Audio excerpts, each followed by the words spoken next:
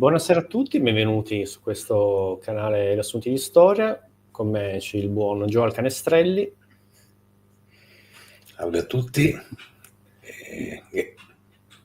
Bene, del canale Europa Antica. Oggi, questa sera, parleremo di questo saggio che Joe è l'autore, a Roma da Cartagine, la spada e lo scudo del legionario repubblicano. Devo dire un tema molto interessante, infatti sono molto contento che Joel sia venuto, oltre ad essere l'autore di questo saggio, che io onestamente ve lo consiglio, trovate in descrizione tutti quanti i link. Ve lo consiglio innanzitutto, trovo che sia una bella guida del suo canale YouTube. Cioè, vari temi ovviamente che ha trattato sono presenti in questo volume, quindi per aver sotto mano consultare, volendo appunto anche per citare, un ottimo modo per poter fare riferimento. Se posso anche aggiungere, mi piace questo modo di trattare ovviamente in questo volume, che parla di romanità, tutto quanto, ma non ha un approccio, se vogliamo, puramente romanista, ecco. Parla dei romani e tutto, ma lo fa con gli occhi, e se vogliamo a questo punto anche con i mezzi anche degli altri, quindi assolutamente ve lo consiglio. Scritto molto leggero come libro, scritto anche in modo molto, si può dire, gustevole, non è una parola italiana, però il senso è quello. Però arriviamo al sodo di questa live e chiederei appunto a Giovanna prima di parlare dell'origine del gladio romano, chi c'era prima, ecco, quali armi hanno usato.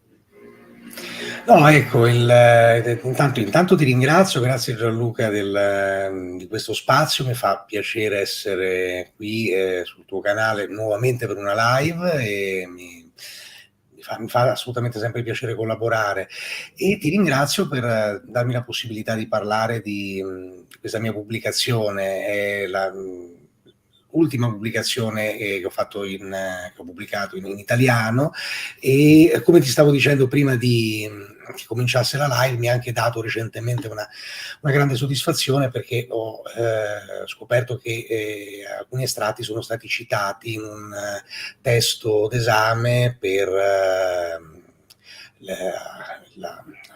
per l'esame di storia militare all'Università di Genova, un testo del professore Emiliano Beri, lezioni di storia militare, che consiglio ovviamente oltretutto, ed è un testo che è nato appunto dalla volontà di parlare dell'equipaggiamento, di come nasce, di come muta l'equipaggiamento dei legionari romani durante l'età repubblicana, per diversi motivi. Intanto perché da una parte sicuramente il grande pubblico è vittima di quello che è un cliché radicato, il gladio romano come spada corta che si usa esclusivamente di punta, e poi anche perché non è mai stato esplorato eccessivamente, secondo me,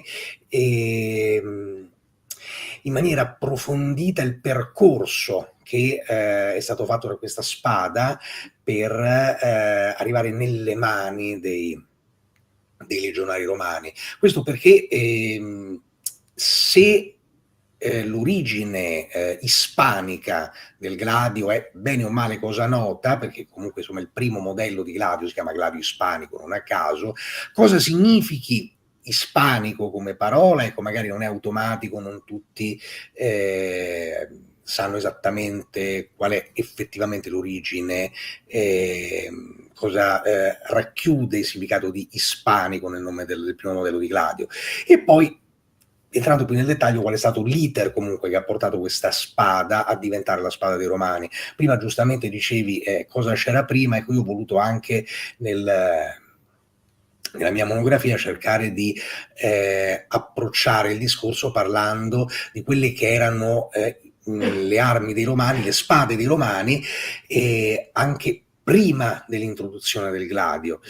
Questo perché proprio se vogliamo iniziare a guardare le fonti letterarie, a studiare le fonti letterarie che ci mostrano la parabola di quest'arma, quello che troviamo nella Suda bizantina è un passaggio interessantissimo, probabilmente di origine polibiana, che dice che i romani adottano il gladio ispanico nel periodo relativo alla guerra annibalica, abbandonando le loro spade patrie, si legge nella Suda. E quindi ho trovato interessante cercare di capire quali fossero queste spade patrie, se non altro appunto perché io credo, una volta dato per certo che il gladio diventa la spada dei Romani durante la seconda guerra punica, in un dato momento, che poi magari ci arriveremo quale dato momento nel preciso,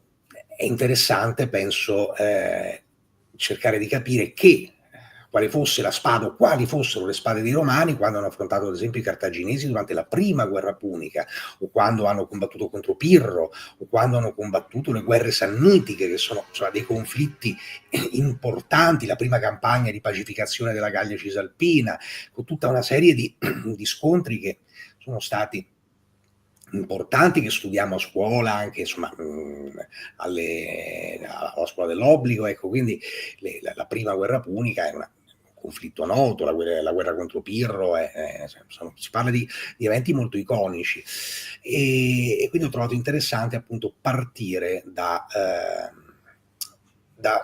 questo aspetto.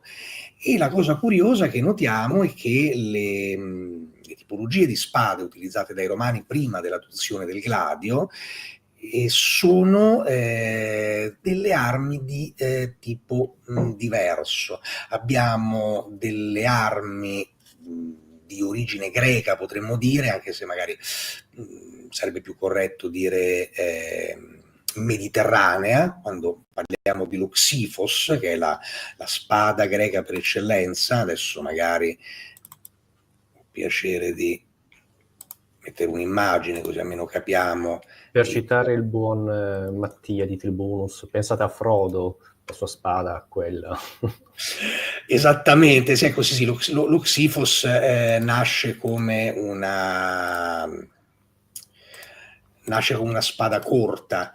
Poi ecco, anche questo ha una parabola, è un'arma che ha una parabola particolare, però adesso non voglio entrare troppo nel dettaglio. Questo che vediamo è un aes signatum, che sostanzialmente è una valuta, è una moneta, potremmo dire in maniera un po' stiracchiata, datato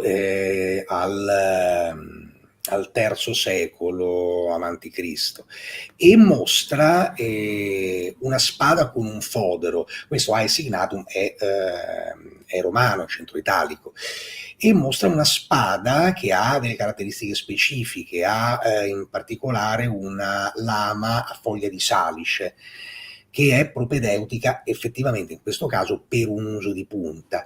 Questa spada ora è sempre stata legata nell'immaginario agli opliti greci, è stata una delle due spade legate nell'immaginario agli opliti greci, ed è sicuramente una spada che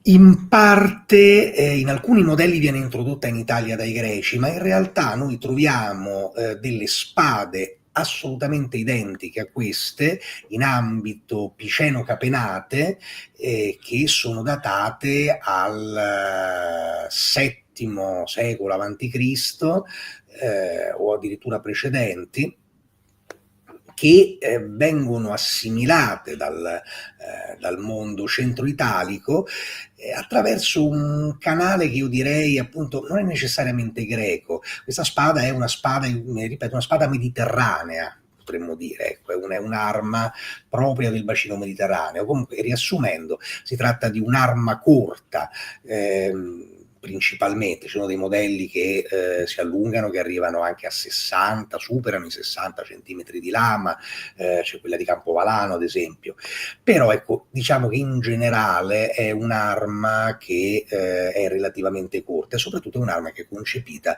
per essere uno strumento unicamente, o ecco, principalmente, unicamente mai, ma principalmente di punta. Il dato interessante è che noi abbiamo in un certo qual modo una sorta di una sorta di dualismo in questo periodo precedente all'introduzione del gladio, che vede da una parte questa spada che vi ho mostrato, appunto l'Oxyphos, un'arma, come vi dicevo, appunto di origine mediterranea, comune verso il mondo greco, che è presente anche per l'ambito etrusco e che viene utilizzata principalmente di punta, questo lo sappiamo, sia per la morfologia della lama, ma anche per l'iconografia. Questa ad esempio è una ricostruzione di uno degli affreschi della tomba François, e quello che vediamo è un utilizzo che evidentemente è principalmente di punta, una scherma che è costituita da stoccate, da affondi. Ecco, accanto a questa spada ne abbiamo un'altra, meno comune per quanto riguarda l'ambito romano, ma che comunque è attestata, che è la copis. La copis è, potremmo dire per certi versi, l'esatto contrario dell'Oxyphos, perché è una spada di grandi dimensioni e ricurva, e che ha un utilizzo che evidentemente dalla sua morfologia sostanzialmente di taglio. È uno sciabolone. Ecco qua, questa è una copis da Lanuvio, ha un'impugnatura anatomica che fascia la mano, che protegge la mano, e taglia chiaramente qui nel lato ricurvo, non nel lato esterno. Ecco. È uno sciabolone che si usa evidentemente per portare degli ampi fendenti, degli ampi colpi di taglio. E un'arma che veniva chiamata anche Machaira, un altro termine greco, che però è un termine più generalista. In realtà Machaira indica la spada in generale, in alcuni casi indica questo specifico modello, ma viene usato in maniera anche abbastanza generale per parlare di arma manesca, di lama.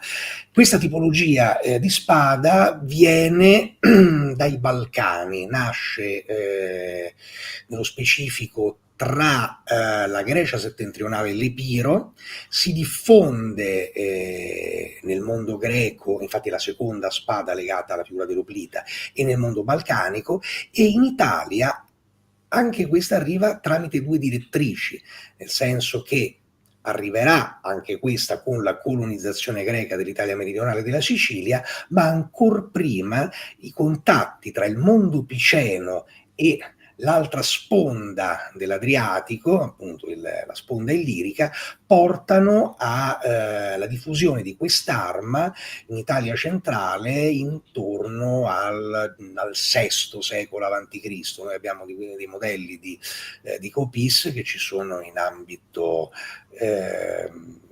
piceno, ce ne sono per assurdo poche, anche se il primo tramite è chiaramente l'ambito piceno. La troviamo molto spesso in ambito umbro e in ambito etrusco. E se è una spada che nei trattati militari del mondo greco è consigliata per i combattenti a cavallo, chiaramente essendo una grossa sciabola, in realtà noi abbiamo delle attestazioni per quanto riguarda il mondo italico, ma anche proprio nello specifico il mondo latino, che mostrano come venisse utilizzata anche dalle truppe a piedi. Nello specifico abbiamo quel bellissimo rilievo che è il frontone del tempio della Mater Matuta Satricum, che mostra un guerriero che è chiaramente un oplita, è un fante, che sta vibrando un fendente con la sua copis, caricandola di lato. Ecco, quindi un'arma che era utilizzata anche dalle fanterie, anche se sicuramente il suo meglio lo dava come arma da cavalleria, come tutte le spade ricurve d'altro canto. Ecco, abbiamo questo binomio, anche se appunto la Copis sarà utilizzata in maniera minoritaria e già, io direi, già nel IV secolo è qualcosa che probabilmente era favorita dai reparti di cavalleria e da magari quegli esponenti del mondo romano che avevano un'ascendenza legata all'ambito etrusco, all'ambito umbro. Rimarrà come elemento, la Copis in realtà rimarrà addirittura fino al secondo secolo tardo, secondo secolo avanti Cristo, come un elemento che ritroviamo però appunto in quei sepolcreti quello che ormai da un punto di vista sociale, civile e mondo romano, però da un punto di vista culturale è ancora legato all'ambito etrusco, come il mausoleo dei Caecutu, ad esempio, ecco. E qui ritroviamo raffigurazioni o anche fisicamente troviamo delle Copis deposte. Però ecco, appunto, immaginiamo un'arma in questo caso che probabilmente era meno diffusa dello Xifos di cui abbiamo parlato prima, già in origine, e che per quanto fosse un'arma utilizzata anche dai fanti, probabilmente in ambito romano velocemente diventa qualcosa di comune tra i cavalieri o di comune tra quelle persone che avevano un'ascendenza etrusca o umbro-etrusca. Il passaggio successivo, la terza spada patria che abbiamo, che poi oltretutto è buffo questo, la Suda parla di spade patrie, in realtà mi sto parlando di elementi che comunque arrivano dalla Grecia, arrivano dai Balcani, e adesso parleremo di un altro elemento che questo arriva invece da nord, arriva da Oltralpe, che è la spada gallica, la Ten B. Qui io mi rendo conto che vado a toccare quello che è un luogo comune che è duro a morire, ovvero appunto che le spade dei barbari e quindi anche dei Galli, anche dei Celti, fossero delle armi scadenti, delle armi grandi e grosse, usate principalmente da fendente. Ecco, così non è. Diciamo che questo cliché si fonda su, ne parlavamo prima che cominciasse la live, su un passo specifico di Polibio che parla delle spade dei Galli alla battaglia di Talamone, ma ecco appunto, inciso, spade dei Galli, spada gallica, senza nessun ulteriore particolare, non vuol dire niente, vuol dire tutto e non vuol dire niente. Noi potremmo dire che in tutta Europa le migliori spade dell'età del ferro sono delle lame celtiche, sono delle lame galliche, e avremmo ragione, e potremmo dire che durante l'età del ferro le peggiori spade dell'Europa sono delle spade celtiche, sono delle spade galliche, e avremmo nuovamente ragione. Questo perché?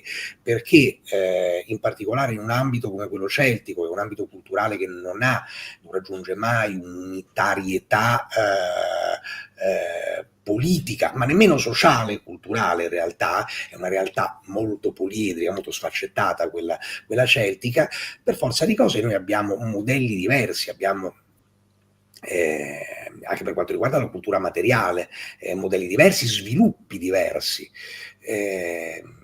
Per dirne una, ad esempio, nel Norico, che è una regione grosso modo sovrapponibile all'attuale Carinzia, ecco, che era un regno celtico, un regno gallico, si producevano delle ottime spade, e i romani addirittura parlano di acciaio del Norico e riconoscono una grande qualità delle spade del Norico. E intorno al terzo secondo secolo avanti Cristo. Grosso modo nello stesso periodo noi abbiamo una produzione in Gallia Cisalpina, in Italia settentrionale, in Subria, che è una regione tra la Lombardia e il Canton Ticino, per capirci, di spade che sono di una qualità pessima, che sono delle lame lavorate sostanzialmente in ferro, lavorate sostanzialmente a incrudimento. Questo significa, ecco, non proprio lavorate a freddo, ecco, portate a calor rosso e battute, non temprate, e che quindi perdono il filo con una facilità estrema e si piegano altrettanto con grandissima facilità. Quindi ecco, ci sono modelli diversi. Ora, tornando a noi, le spade galliche che lunghe, che si usano solo da fendente, che hanno la punta arrotondata magari, e che si piegano e che quindi devono essere puntellate sul terreno per venire raddrizzate, sono delle spade galliche di tipologia Laten. Laten è beh, tu lo sai, chiaro, per per chi ci ascolta, se chi non lo sapesse, è la face sculturale, Laten C, ma sono una tipologia delle spade Laten C. Una tipologia che è presente in particolare appunto in Lombardia, potremmo dire. Ecco, in precedenza noi abbiamo un'altra tipologia di spada gallica, la spada Laten B, che è una spada che non è appunto di prima parte del secondo secolo, ma è una spada del IV secolo avanti Cristo, che è una spada che invece è assolutamente efficace ed efficiente, che non è un grosso spadone, è una spada che ha semplicemente una sessantina di centimetri di lama, non di più, e che ha una cuspide molto molto accentuata, una nervatura centrale anche molto accentuata, è una spada stretta, potremmo dire che la larghezza massima si aggira tra i 4 e qualcosa, 4 e mezzo, in alcuni casi estremi, centimetri nella parte più larga, ed è un'arma estremamente leggera. Ecco, per dare un'idea di quella che è una Laten B, eccola qui. Cioè, vedete, siamo davanti, considerate che la lunghezza dall'elsa fino alla punta sono 60 centimetri. Fate i vostri conti, insomma, è un'arma che è enormemente sottile, elegante. Io ne ho fatta ricostruire una partendo da un modello ritrovato in una necropoli boica e ricostruita dall'artigiano Vincenzo Pastorelli, che realizza riproduzioni museali, e il risultato finale è un'arma che pesa 400 grammi, non pesa niente. Siamo sotto Natale, fatevi un regalo, non sapete cosa fare, regalate una Laten B, che è un nuovo regalo gradito. Ecco, ma oltretutto dico, io ho provato, anche ho testato le capacità di questa spada, oltre ad essere appunto leggerissima, maneggevolissima, ha comunque una capacità distruttiva, offensiva, che è notevole. Faccio una piccola parentesi, chi è interessato può trovare sul mio canale, scrollando indietro, c'è un video dove io ho testato una Laten B riprodotta da Vincenzo Pastorelli, affilata, l'ho affilata personalmente con una cote, e l'ho provata su un torace di maiale comprensivo ancora della cotenna, carne, costole. Sottolineo che non è stato buttato poi niente, poi quella carne me la sono mangiata, per carità, ci mancherebbe. Era già morto il maiale. Sì, ovviamente il maiale era già morto, per carità, e poi comunque non ho buttato nulla, perché ho mangiato arrosto di maiale per 1 mese e mezzo, è stata una cosa tremenda. Ecco. A me piace la capra, insomma. Ecco, comunque il colpo di taglio è riuscito a passare tranquillamente la cotenna del maiale, la carne, a spaccare le prime 2 costole e a piantarsi nella terza. E io non sono una persona particolarmente robusta, so usare un po' una spada, perché in passato c'è stato un mio caro amico che mi ha seguito in un percorso marziale quando ero più giovane, di allenamenti relativi alla scherma storica, quindi un po' di tecnica me la ricordo. Però ecco, certo non sono un macista, ecco. Figuriamoci una persona con il fisico di allora, ma soprattutto la cosa che mi ha colpito di più è la punta. Con quest'arma qui io quando ho fatto i tentativi di affondo, pensando maniera completamente erronea, che avrei trovato resistenza, che avrei trovato... Ho caricato parecchio l'affondo, sono andato dentro come nel burro fino all'elsa, bucando appunto la cotenna, la pelle, la carne, andando dentro con una facilità estrema. Quindi ecco, per quanto sia un'arma leggera e veloce, è un'arma con una grande capacità distruttiva, offensiva. Ecco, quella che si vede qui, che è la nervatura centrale, è un'altra spia molto interessante, perché le spade galliche successive, le Laten C, e soprattutto quelle tipologie di Laten C scadenti di cui si parlava prima, quelle usate dai Galli a Talamone nel 225 a.C. e successivamente alla battaglia dell'Oglio, durante la prima pacificazione della Cisalpina da parte dei Romani. Ecco, nei reperti mostrano di non avere questa nervatura centrale, di essere a sezione lenticolare. Invece qua abbiamo una spada con una nervatura centrale. Questa è una spia di una volontà di avere una lama robusta che regga sollecitazioni che vengono dai colpi di punta. Quindi ecco che abbiamo una lama che è assolutamente poliedrica, che non è uno spadone da selvaggi. Quindi io direi un po' una provocazione, se posso, quasi un protogladio, però vediamo un attimo. Sì, assolutamente sì, ma infatti poi vedremo qual è l'origine, arriviamo all'origine del gladio, vedremo che in effetti questa tipologia di spada qui ha una sua,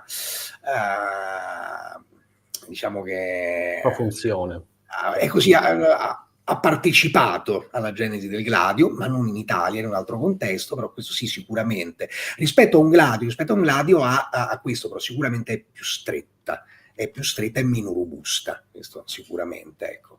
Beh, posso solo dire una cosa che abbiamo parlato prima, ci tenevo anche a condividerlo con tutti, questo pensiero che appunto non si accetta bene appunto il gladio come arma inventata dai romani, o si fa fatica ad accettare che gli stessi romani abbiano usato armi di buona qualità come quelle celtiche, viene visto come una cosa negativa, perché è un po' senso nazionalistico, tra virgolette, cioè romani devono usare solo roba loro fatta nel loro territorio, ecco. Ma se vogliamo, io invece trovo una cosa estremamente positiva il fatto che una potenza imperialistica come quella romana riconosca qualcosa di meglio delle altre culture, in questo caso delle armi, e le abbia prese, le abbia interiorizzate, le abbia anche in seguito anche migliorate, ecco, è una cosa che è tipica di tutto quanto il periodo romano. Io lo vedo come una cosa estremamente positiva, la flessibilità di questo pensiero. Anzi, un esempio, se vogliamo aprire una parentesi contemporanea a noi, se pensiamo oggi l'elmetto che usano l'esercito americano come modello non è nient'altro che il modello tedesco della seconda guerra mondiale, in parte anche della prima. Quindi non è da stupirsi come una potenza imperiale di ogni epoca abbia questo dono della flessibilità. Quando trova un qualcosa che funziona meglio di quello che ha, lo prende e lo fa suo, poi migliorandolo anche nel corso del tempo. Quindi la vedo come una cosa estremamente positiva.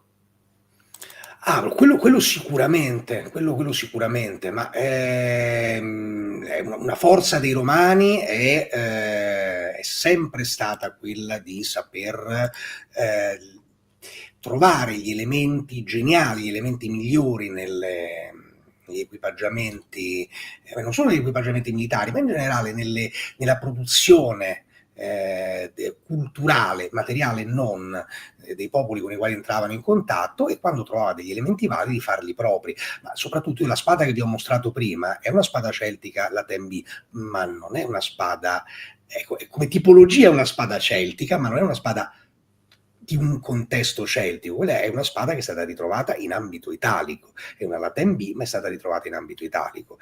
Allo stesso modo, ecco, lui sappiamo per certo che i romani utilizzano la spada gallica, non solo la spada gallica, la Laten-B, non solo per la sua diffusione nelle varie necropoli italiche ed etrusche a cavallo tra il IV e il III secolo, non solo perché è raffigurata nell'arte etrusca, ma perché la vediamo raffigurata come elemento caratteristico di Roma, anche questo l'ho trattato, l'ho fatto vedere nel testo, in alcuni coni. Vediamo la personificazione della dea Roma con una spada gallica, la Ten B, è riconoscibile anche dalla tipologia dell'Elsa accanto, ma poi perché, e questa è una cosa che sanno in pochissimi, il primo oggetto che porta scritta la parola Roma su di sé è una spada gallica, la Ten B, ed è questa qui, è la spada di San Vittore, è una spada non intera, è tronca, la Ten B che è stata trovata a San Vittore del Lazio, in provincia di Frosinone, che porta scritto Trebio Pomponio Cai Filius Fecet Romai. Trebio Pomponio, figlio di Caio, mi fece a Roma. Ed è, secondo me, questa è la quintessenza di quella che è la cultura romana, secondo me, racchiusa in un reperto unico, perché abbiamo una spada gallica che è decorata però con una coppia di soli macedoni ageminati, che è stata fatta da un fabbro che ha un praenomen sabellico, Tito. Ha un nome etrusco, Pomponio, ed è stata fatta a Roma. Quindi è veramente il massimo della multietnicità e del sincretismo culturale che ha caratterizzato Roma dalla sua origine, appunto una spada gallica con degli elementi di decoro ellenistici fatta da un fabbro mezzo sabellico e mezzo etrusco a Roma. Perfetto. Quindi ecco, adesso questo lo spaccato relativo alle spade patrie, ci ho tenuto a parlarne, hai fatto bene anche a chiedermi, perché è un aspetto secondo me molto interessante, come dicevo prima, e anche perché noi abbiamo, soprattutto relativamente all'impiego della spada gallica in ambito italico, tra le popolazioni italiche, tra i sabelli, in ambito latino, in ambito anche etrusco, abbiamo moltissime bellissime pubblicazioni del professor Tagliamonte dell'Università del Salento, che però sono poco conosciute. Io consiglio, si trovano gratuitamente, si possono scaricare gratuitamente alcune dispense su Accademia, io le consiglio tantissimo perché sono veramente interessanti, veramente illuminanti. Però ecco, appunto, veniamo al pezzo forte, quello che ci interessa. Bene, ma il gladio allora, e quando comincia la seconda guerra punica, i romani il gladio non ce l'hanno. Quando comincia la seconda guerra punica, i romani ancora sono equipaggiati con queste armi, principalmente, secondo me, appunto, con lo Xifos, la prima spada che abbiamo fatto vedere con la lama a foglie di salice, e con la spada gallica. Ecco, piccolo inciso, un altro elemento per cui noi sappiamo che i romani a un certo punto impiegano, e anche in maniera abbastanza massiccia probabilmente, la spada gallica, la Ten B, a cavallo tra il quarto e il terzo, e che cambia in latino la parola per indicare la spada. Il termine latino originario per indicare la spada è ensis. Ensis però è un termine che intorno al III secolo,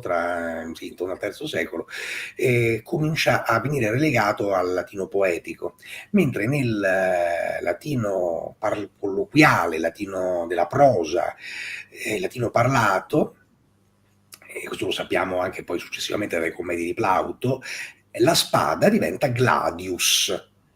Gladius però non è una parola latina, mentre ensis è una parola latina, gladius è una corruzione in latino di una parola gallica, cladios, che vuol dire appunto spada. Quindi l'adozione di lame galliche era stata talmente tanto caratterizzante da far sì che a un certo punto la parola gallica per indicare la spada in latino diventa la parola normalmente utilizzata per indicare appunto la spada. Ora però, appunto, tornando al discorso del gladio, cosa succede? Quando comincia la seconda guerra punica, i romani hanno queste tipologie di spade.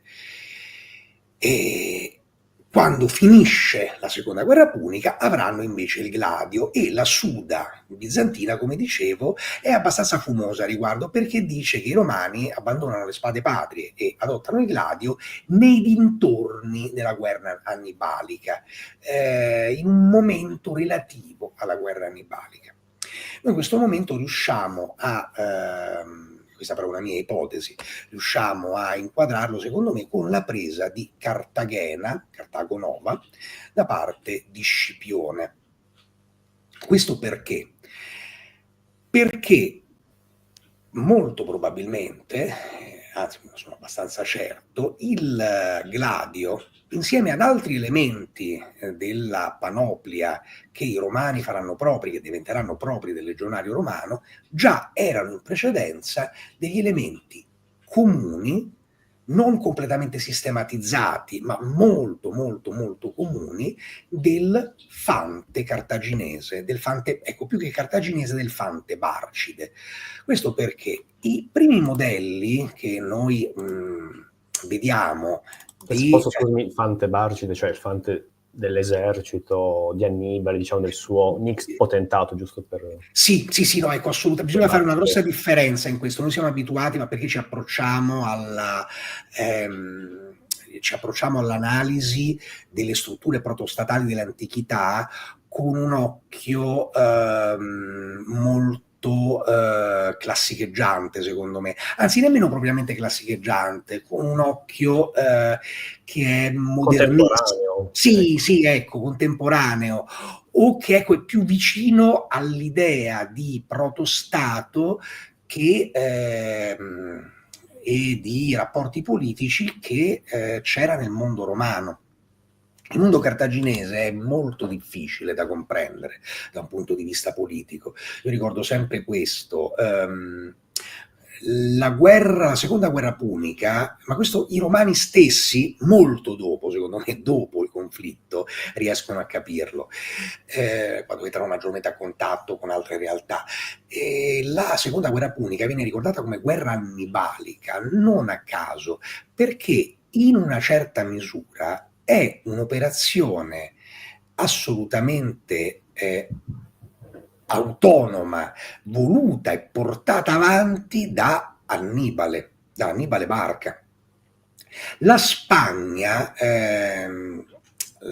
barcide, la Spagna dei Barca, non è propriamente un'estensione del territorio di Cartagine, ma è una colonia che ha un amplissimo spazio di manovra autonomo.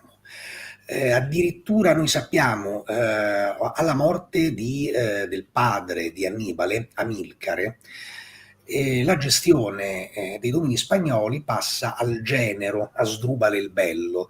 Noi sappiamo da una fonte classica, credo Plutarco o Diodoro, non ne sono sicuro in questo momento, che Asdrubale il Bello a un certo punto torna a Cartagine, tenta di fare un colpo di stato, non ci riesce, ritorna in Spagna e allora lì a Cartagena sostanzialmente costruisce un palazzo come se fosse un palazzo imperiale per sé, e insomma, pur mantenendo i contatti con la madrepatria, con la quale dove ha provato a fare un colpo di stato non c'è riuscito, ecco, quindi non cosa da poco, pur mantenendo i contatti, pur continuando a versare tributo di argento dell'argento che veniva estratto dalle miniere della Sierra Morena, però appunto si comincia a spingere, a strutturare una realtà che dove lui è sostanzialmente un monarca di tipo ellenistico, e anche Annibale per certi versi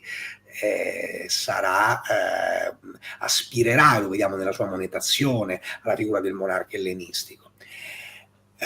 E questa è una cosa che noi facciamo fatica a capire, perché poi Cartagine, però la stessa città di Cartagine viene coinvolta nella seconda guerra punica, e a un certo punto Annibale è costretto a tornare, ma non in Spagna, in Africa, per difendere Cartagine, e allora noi rimaniamo un po' confusi davanti a questi equilibri, e dobbiamo ricordarci una cosa, che Cartagine era una colonia di Tiro originariamente, che era una città della Fenicia. E Cartagine non ha mai avuto una dipendenza politica da Tiro, però almeno fino agli inizi del III secolo, annualmente da Cartagine partiva una nave con una percentuale degli introiti generali della città che venivano portati al tempio di Baal a Tiro e donati a quella che era la metropoli, nel senso la città madre. Quando Alessandro Magno cinge d'assedio Tiro, che è sostanzialmente all'interno di quella che è una provincia dell'impero persiano, non è indipendente, e quando Alessandro Magno la cinge d'assedio, i cartaginesi, che non possono intervenire militarmente in appoggio ai persiani perché hanno dei problemi in Libia, stanno sedando una rivolta libica, comunque mandano la loro flotta per caricare donne e bambini da Tiro e ricollocarli in Nord Africa. Perché lo fanno? Perché? Perché comunque tant'è che Alessandro Magno stava pianificando poi una campagna per andare a suonare i cartaginesi, una delle tante cose che non ha fatto perché è morto prima, ma non aveva gradito assolutamente l'intromissione. Ma il punto è perché i cartaginesi fanno una cosa del genere? Perché comunque sentono un legame profondo con quella che è la loro metropoli, nel senso di città madre. Allo stesso modo la Spagna Barcide, se è per una grandissima misura assolutamente un potentato indipendente che ha uno spirito di iniziativa enorme, comunque sente un profondissimo legame, ancora più profondo di quello che sentiva Cartagine per Tiro, lo sente per Cartagine. Il mondo cartaginese è il mondo della libera impresa, questo i romani non hanno mai capito, secondo me. Ecco. Ora, perdonatemi questo inciso, ma secondo me era una parentesi interessante anche perché anche questi aspetti della storia antica sono interessanti. Ecco, cosa era successo in Spagna per quanto riguarda la storia delle armi? Avevano cominciato nell'area celtibera, quindi nella Spagna centrale, l'area corrispondente grosso modo all'odierna Meseta, avevano cominciato a modificarsi dei modelli di spada all'ateniana, di quella stessa Laten B che abbiamo visto che i romani stessi avevano utilizzato. A modificarsi come? In realtà inizialmente a modificarsi esclusivamente per quanto riguarda il sistema di sospensione. Le popolazioni della Spagna non amano il porto a destra dell'arma, il porto a destra della spada, che è qualcosa di caratteristico e proprio delle popolazioni celtiche, che poi vedremo non a caso verrà trasmesso al gladio dei Romani, in massima parte. E le popolazioni ispaniche non lo amano, preferiscono il porto della spada a sinistra, come nel mondo greco, e noi cominciamo a vedere tutta una serie di foderi di spade galliche Laten B, tra parentesi, perché ci sono le spade galliche nella Meseta? Perché con la grande espansione della cultura celtica lateniana noi abbiamo elementi, bande guerriere, primavere sacre, come vogliamo chiamarle, che dalla Gallia transalpina, l'odierna Francia, valicano i Pirenei e filtrano progressivamente in Spagna, vanno a fondersi presso con le popolazioni locali di stirpe iberica, con un ruolo preponderante, diventano un elemento non per tutta la Spagna, ma per una grossa porzione della Spagna centrale, diventano un modello culturale recepito come vincente al quale tendere, e nasce così la realtà celtiberica. Ecco, presso questi celtiberi però cosa succede? Le spade Laten cambiano per quanto riguarda il porto. Noi vediamo dei foderi, troviamo dei foderi di spada gallica, che ricordiamo erano in ferro, che cominciano ad avere delle modifiche. Nello specifico cominciano a presentare delle aggiunte che sono costituite da delle fascette in metallo con degli anelli, degli anelli attaccati, che hanno sostanzialmente la funzione di frustrare il modello gallico, ecco qua, questo è un esempio, di frustrare il modello gallico che era dove il fodero era sostanzialmente costituito da un moschettone che veniva infilato in una cintura organica, la faccio molto semplice, ma non voglio essere troppo lungo, veniva infilato in una cintura organica che poi in seguito sarebbe diventata metallica, comunque un moschettone che fissava il fodero al fianco destro e lo assicurava al fianco destro del guerriero. Noi cominciamo a vedere delle spade galliche, dei foderi che sono ancora provvisti di questo moschettone, ma che hanno delle aggiunte successive tramite delle fascette metalliche con delle anelle, e queste anelle sono propedeutiche a un porto che è completamente diverso, a un porto a balteo. Il balteo è quella cinghia che passa diagonalmente per il corpo, assicurata alla spalla, portata a tracolla, ecco appunto, che consente di portare la spada a tracolla e assicurata al fianco sinistro. E qua noi possiamo veramente tracciare tutta l'evoluzione, perché noi abbiamo prima dei modelli di foderi gallici con il moschettone, ma con queste due fascette con le anelle. Poi vediamo foderi gallici in metallo che non hanno più il moschettone, non lo presentano più, ma hanno solo le fascette con le anelle, finché arriviamo a modelli di spada che sono sempre... li definiremo sempre delle Laten B, anche se si stanno un po' irrobustendo, un po' allargando, che non hanno nemmeno più il fodero metallico, ma hanno semplicemente le due fascette metalliche con gli anelli. Ora, non è che la spada era senza fodero, per carità, questo è quello che troviamo noi, questo è quello che trovano gli archeologi. Semplicemente abbiamo un fodero che ormai è semplicemente costituito da materia organica, due valve lignee o due valve di cuoio bollito probabilmente, uscite, tenute assieme da queste due fascette metalliche con gli anelli che sono propedeutici appunto al porto a balteo.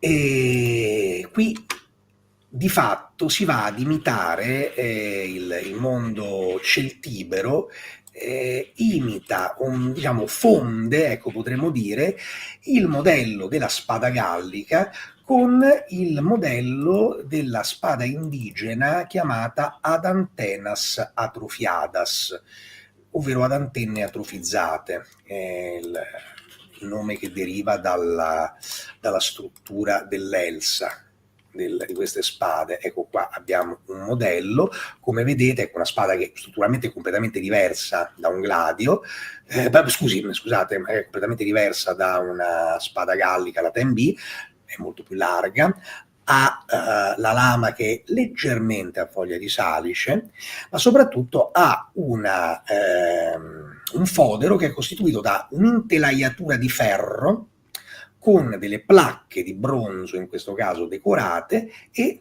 delle anelle per il porto. Guardate questa tipologia di elsa, perché sarà molto importante per un altro passaggio che vedremo. Abbiamo visto il percorso che fa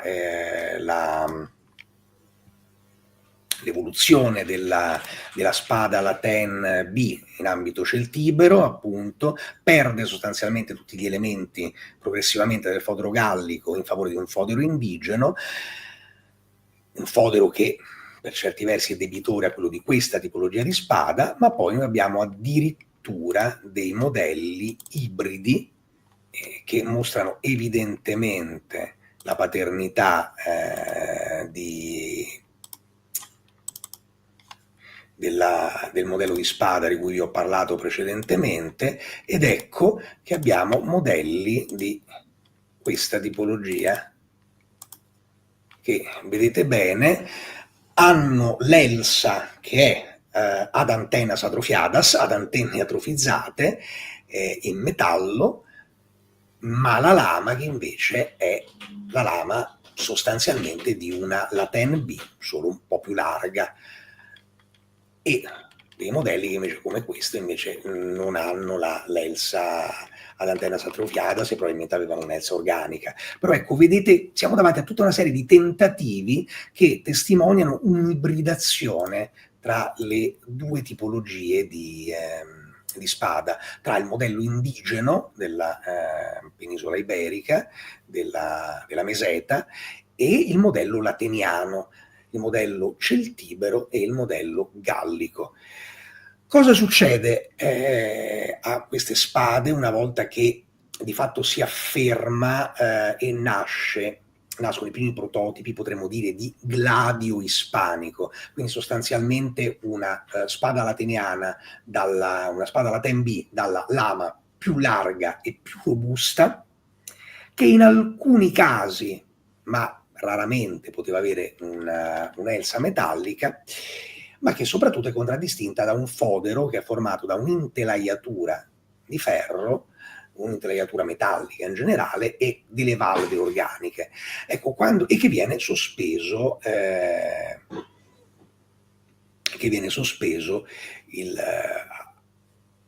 alternativamente o sul fianco sinistro o sul fianco destro, a seconda della volontà del guerriero, di come il guerriero si sente. Bene, ora questo modello di spada comincia a diffondersi dalla meseta presso tutta la penisola iberica. Questo perché? Perché i celtiberi sono dei mercenari molto rinomati, come tutte le popolazioni celtiche in generale. Noi sappiamo, ad esempio, che quando Amilcare, il padre di Annibale, sbarca in Spagna, lui deve affrontare i Turdetani, che sono una popolazione tartessica della Spagna meridionale, una popolazione anche che aveva un livello culturale abbastanza complesso, era erede della cultura di Tartesso, che in passato aveva addirittura conteso ai Fenici determinate rotte commerciali nel Mediterraneo. Ecco, questi turdetani, più che combattere loro con eserciti costituiti dai loro soldati, noi leggiamo che reclutano dei generali, degli strateghi, usando il termine greco, e delle milizie celtibere. E questo è un indice interessante, perché ci dice che questi celtiberi viaggiano molto dalla meseta, che in realtà appunto è nella Spagna centro-settentrionale, e questi celtiberi viaggiano un po' in tutta la Spagna, fanno i mercenari, combattono tra loro ovviamente, ma fanno i mercenari anche per le popolazioni iberiche e per le popolazioni tartessiche. Una situazione molto italica, direi. Una situazione analoga a quella dell'Italia. Sì, assolutamente. Ma il carattere principale delle popolazioni celtiche è che rispetto a tutti gli altri popoli, ecco, forse gli unici che condividono con loro questa caratteristica sono le popolazioni germaniche, per moltissimo tempo continuano a portare avanti la tradizione del Corios, della primavera sacra, della banda armata di giovani che per iniziazione o per reali necessità di carestia sovrappopolazione del proprio contesto originario, deve darsi al brigantaggio, deve muoversi, deve spostarsi al brigantaggio o al mercenariato. E questa è una cosa che le popolazioni celtiche mantengono per tantissimo tempo. E questo probabilmente per un certo periodo viene esasperato da dei momenti che vedono una grande dei momenti di sovrappopolazione causati da una buona produzione agricola, che si alternano a momenti di carestia dovuti e quindi di conseguenza di crisi nella Gallia transalpina, quella che è la Francia. Perché principalmente il grosso delle emanazioni delle primavere sacre noi le abbiamo dalla Francia. Abbiamo qualcosina anche dal Regno del Norico, i famosi galli trasgressi in Venetiam che calano, che portano alla fondazione di Aquileia, però ecco lì il moto più che altro è politico. Ecco, c'è anche questo comunque, la turbolenza delle popolazioni celtiche, anche dovuta al fatto che un po' come, qua faccio paralleli storici proprio ad ampio respiro, come nella Scandinavia tra Alto e Basso Medioevo, a cavallo tra l'Alto e Basso Medioevo c'è una scarsa tolleranza per i moti accentratori, e quando c'è una realtà politica che diventa particolarmente forte, c'è un moto accentratore, c'è qualcuno che si stacca e che dice vabbè, a me non mi sta bene, io vado vado a giocare da solo da un'altra parte. E questi due elementi portano appunto a questa costante gemmazione di gruppi armati che si allargano e di conseguenza non possono che sfociare nel mercenariato, perché quando le realtà celtiche cercano di costruire un qualcosa, un progetto protostatale solido, non possono tollerare costantemente di avere dalla casa madre, dalla Gallia Transalpina o dalla Mitteleuropa, da dove sono arrivati, continuare ad avere a getto continuo bande armate di giovani che arrivano, perché sono un elemento destabilizzante. Se quando qualcuno deve imporsi sul prossimo, avere delle bande armate può essere un vantaggio, può essere un elemento che ti dà forza, che ti dà impatto. Quando tu ti sei sedentarizzato e stai cercando di costruire un'ipotesi protostatale, che arrivino dalla tua terra natale un gruppo di immigrati armati di spade che sanno solo picchiare il prossimo, perché l'unica cosa che hanno saputo fare da quando li hanno mandati via, quando hanno raggiunto il posto dove si vogliono stabilire, è chiaro che è un problema.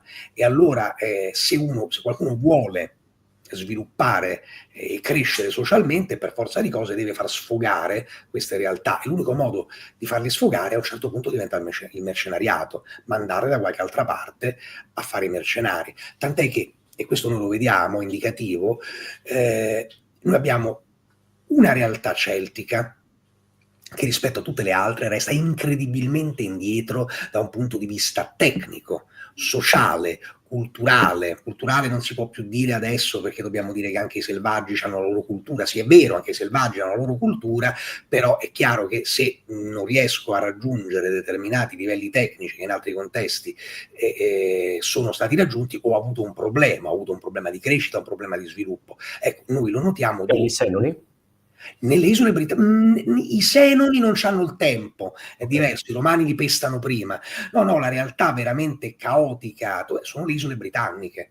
Noi nelle isole britanniche, Cesare quando arriva nelle isole britanniche, all'inizio è buffo questo, che da un punto di vista di storia militare è molto interessante, perché è un po' quel contesto che hanno subito gli europei quando in Cina, durante la rivolta dei Boxer, per un attimo abbiamo avuto noi come europei delle grosse difficoltà da un punto di vista militare, perché le armi da fuoco che avevamo noi avevano un potere d'arresto che non era bastante per riuscire a reggere delle masse di persone che ti caricavano con l'arma bianca, perché non avevamo delle armi da fuoco che ancora non avevano un potere d'arresto tale che consentisse di tenere a bada, e soprattutto in contesti di guerriglia urbana e così via,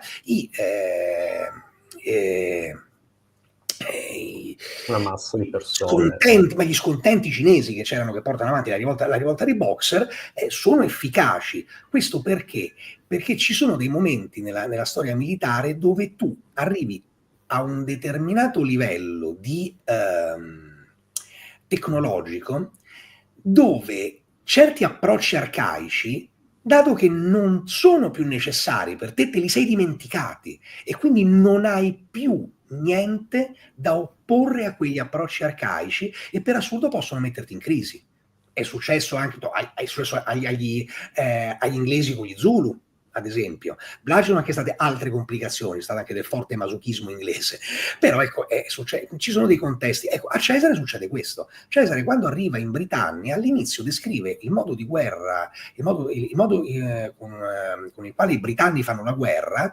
All'inizio mette in crisi i legionari. Cesare lo dice: ci troviamo davanti a un tipo di guerra che non abbiamo mai visto, perché vedono questi matti che gli corrono intorno con i carri da guerra, scendono, gli tirano dei giavellotti, fanno due spadate, risalgono sul carro da guerra, se ne scappano.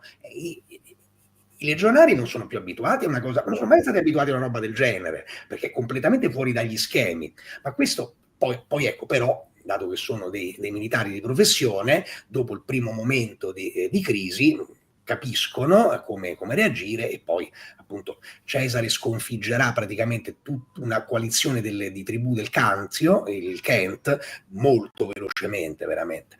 Però all'inizio c'è questa, perché il modello è incredibilmente arcaico. Il carro da guerra nel primo secolo i Galli avevano già smesso di usarlo da almeno 100 anni sul continente, forse anche di più. In realtà l'ultima carica di carri da guerra celtici continentali attestata è alla battaglia di Sentino.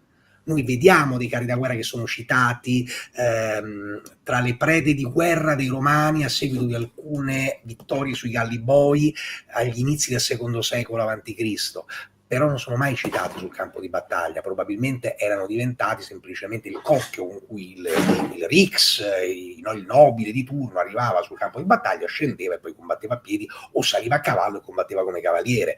Ma il carro da guerra, che è uno strumento obsoleto, il carro da guerra ha senso finché tu non sei capace di andare bene a cavallo, finché l'idea di usare una cavalleria ti è ostica, ma è uno strumento obsoleto. Ecco, nelle isole britanniche si usa ancora. Le pitture corporali, che sono qualcosa che ha una grande valenza rituale, magico-religiosa, che potremmo per certi versi assimilare un po' alla nudità guerriera dei Gesati, parlando di qualcosa dei Galli del continente, comunque degli elementi rituali che ti pongono verso lo scontro con una modalità sacrale che in realtà non è pratica, non è producente. Ecco, i combattenti nudi, i Gesati, nel continente nel primo secolo non ci sono, non esistono più.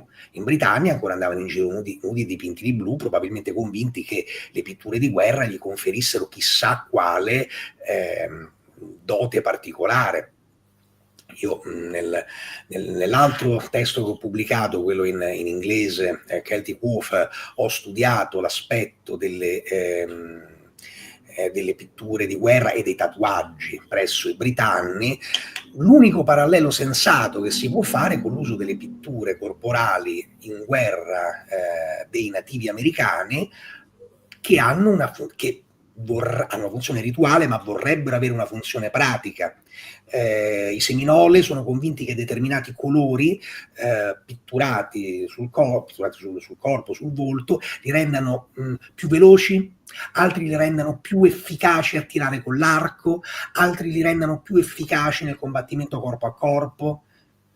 Faccio una boutade un riferimento incredibilmente da nerd. Se qualcuno di voi ha mai giocato a Warhammer, è la storia degli Space Orc che dipingono le cose di rosso perché sono convinti che le cose dipinte di rosso vanno più veloci. Ecco. Comunque, insomma, al di là di questo aspetto, ecco, stiamo parlando di realtà che sono molto arcaiche. In Britannia queste realtà ci sono ancora. Perché? Perché le bande guerriere, che noi riconosciamo anche lì, che hanno un nome specifico, vengono chiamate o Ekland, senza clan, o Fian, che vuol dire gagliardi, ecco, i Fianna nella mitologia irlandese, i Feniani, ecco, non hanno avuto uno sfogo, perché le isole britanniche sono un sistema chiuso. Hanno dei rapporti con noi, non sono l'Ultima Thule, non sono l'Islanda, ecco, non è che sono completamente isolati, ma chiaramente sono delle isole e hanno dei contatti con la Gallia belgica in particolare, ma dei contatti minoritari, non hanno una grossa valvola di sfogo. Possiamo dire che sono lontani dal Mediterraneo. Sicuramente sono lontani dal Mediterraneo, ma soprattutto, essendo comunque un'isola, è un sistema chiuso. Certo. Un sistema chiuso, questo porta al fatto che le bande guerriere non hanno una valvola di sfogo e quindi diventano elemento controproducente che castra lo sviluppo culturale. Ecco, ho fatto un'enorme digressione, torniamo a questi celtiberi che in Spagna fanno i mercenari un po' per tutti. Allora il loro armamento si diffonde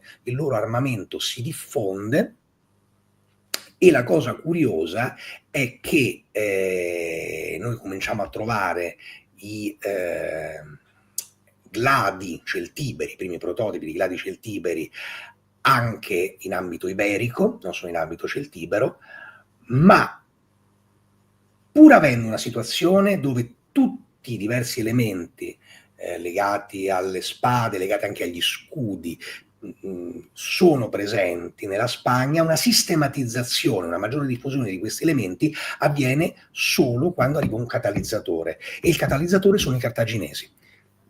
I cartaginesi, e questo lo spiega benissimo il professor Fernando Queisada Sanz in diverse sue monografie. I cartaginesi arrivano in Spagna con Amilcare. Amilcare arriva in Spagna un po' per allontanarsi dalla scena politica cartaginese, che è scomoda, che non gli lascia capacità di espressione, e anche perché Cartagine ha un problema. Dopo la prima guerra punica c'ha un debito gigantesco con Roma, non ha più la Sicilia, non ha più la Sardegna nemmeno, e quindi deve trovare degli altri canali per far soldi. La Spagna è perfetta perché nella Sierra Morena ci sono delle magnifiche miniere d'argento. Quando Amilcare arriva in Spagna si deve confrontare appunto con i turdetani, che erano un po' la potenza egemone di buona parte del mondo, pur essendo tartessi e non iberici, sono un po' la potenza egemone del mondo iberico, e i loro mercenari celtiberi. Si deve scontrare con una guerra che è influenzata molto dal territorio, e probabilmente, questa è una mia elazione per carità, probabilmente è in questo momento che avviene all'esercito cartaginese, o meglio all'esercito barcide, quello che è avvenuto all'esercito romano nel lasso di tempo tra il sacco di Roma e le guerre sannitiche, in particolare le guerre sannitiche.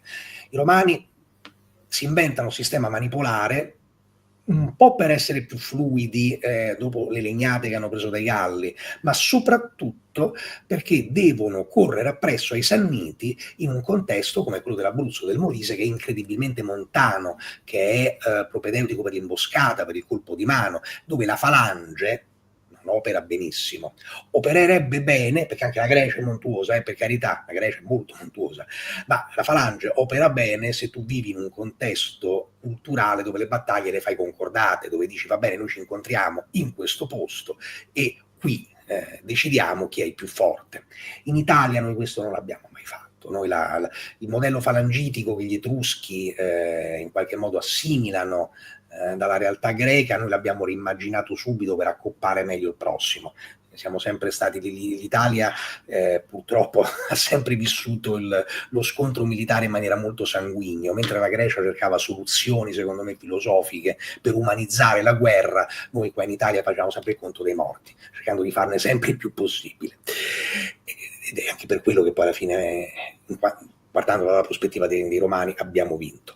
Comunque, ecco, cosa succede? In Spagna trova lo stesso contesto. L'esercito cartaginese, che fino ad allora sostanzialmente vive una struttura che è molto debitrice dell'oplitismo, deve diventare più fluido, deve diventare più duttile, e si divide in quelle che i greci chiamano speirai, che è lo stesso termine che usano però per indicare i manipoli romani, quindi una struttura dinamica analoga al manipolo romano. Ecco, i cartaginesi... Come sono armati questi manipoli Ecco, esattamente, questo è il punto interessante. Le truppe cartaginesi, la realtà cartaginese, la realtà barcide, riesce a vedere tutti gli elementi che sono presenti nelle panoplie delle diverse realtà iberiche e a prendere il meglio e a sistematizzarlo in quello che diventerà il fante, quello che i romani chiameranno afro o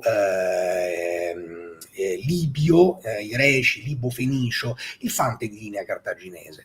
Ecco, da una parte il gladio dei Celtiberi, questa spada che è una spada di 60-65 centimetri di lama, larga 4,5-5 nel punto di massima larghezza, quindi un'arma molto larga, molto robusta, con una robusta costuratura centrale, una cuspide molto accentuata, ma che evidentemente è un'arma poliedrica, è un'arma che è in grado di colpire sia di punta sia di taglio in maniera letale.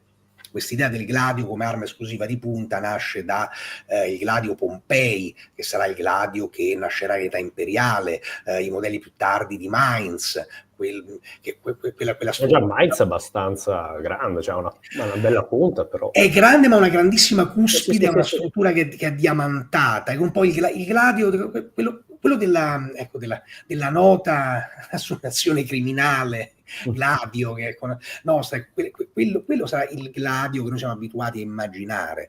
Il Gladio Pompei, invece, pardon, ecco, questo è un Gladio Pompei.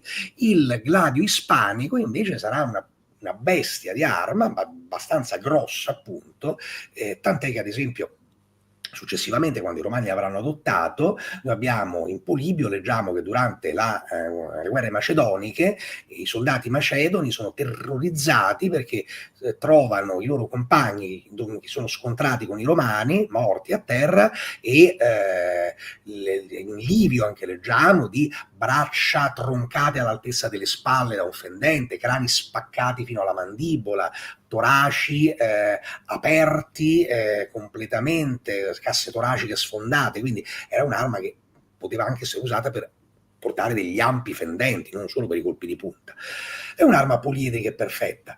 E dall'altro lato, mentre i Celtiberi, che sono un popolo che ama la guerriglia molto, la guerra dinamica, favorisce la caetra, i Celtiberi favoriscono la caetra, che è uno scudo rotondo,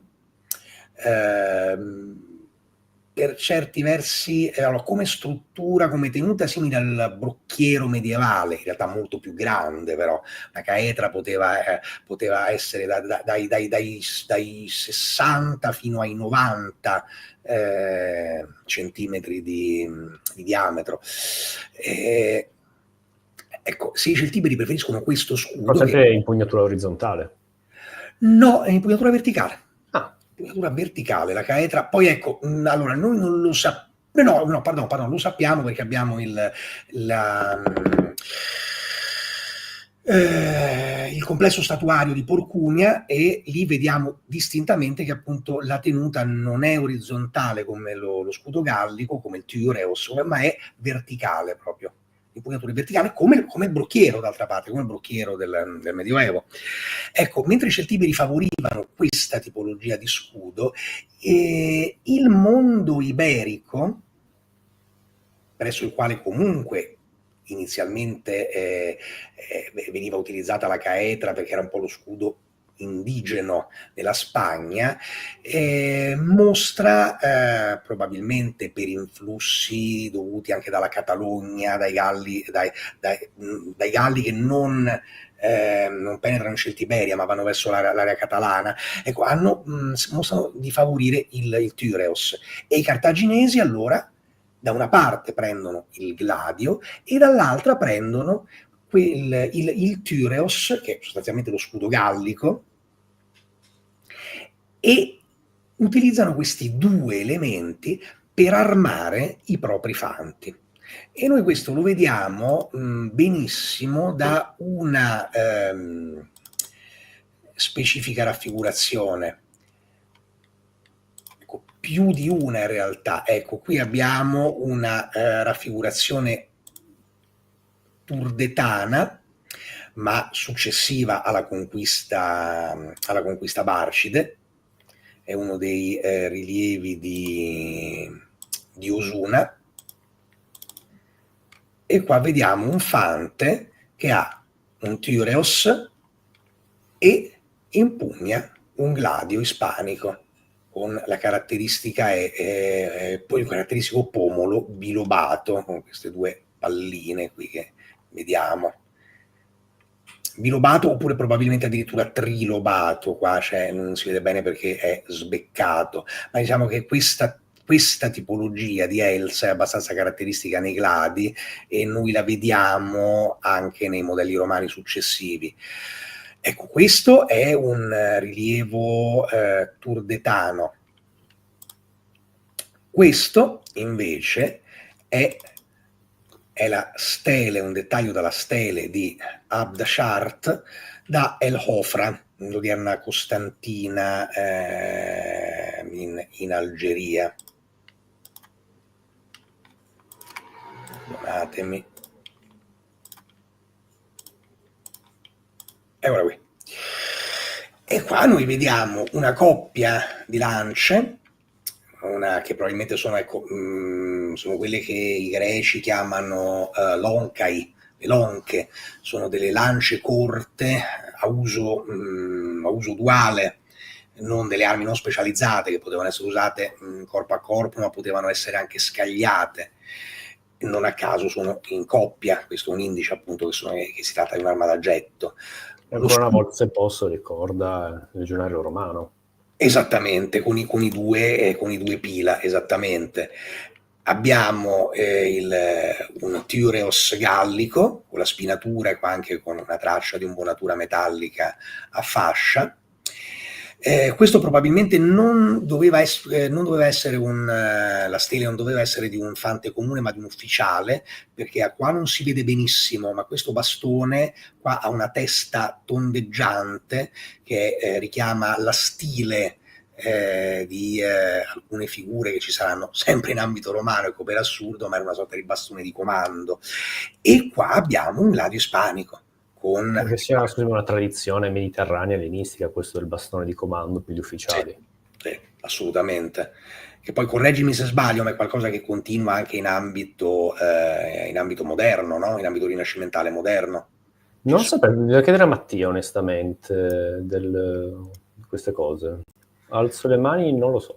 Perché credo che anche in ambito napoleonico, mi pare. Sì, c'è la battuta che Napoleone fa che nello zaino di un soldato c'è lo scettro del maresciallo. Esatto, però ecco. è una cosa anche il maresciallo un po' politica, un po' militare, sì, comunque.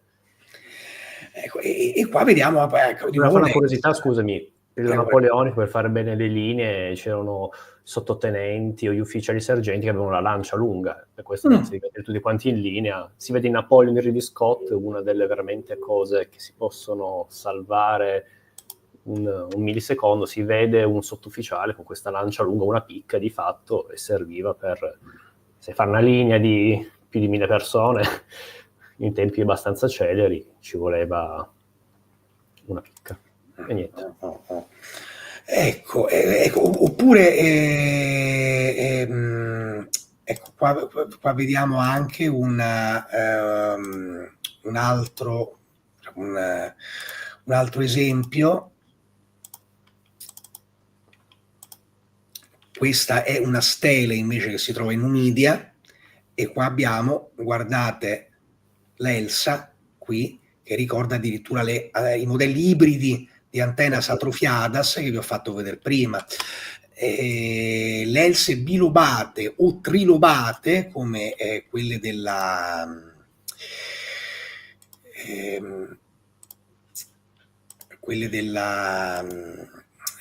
stele di Abdasart che vi ho fatto vedere prima, sono qualcosa che noi ritroviamo. Saluto, scusami, a Mattia di Umanisti Valley che ci risponde, ci saluta e ci fa una battuta. Umanisti Valley, ciao.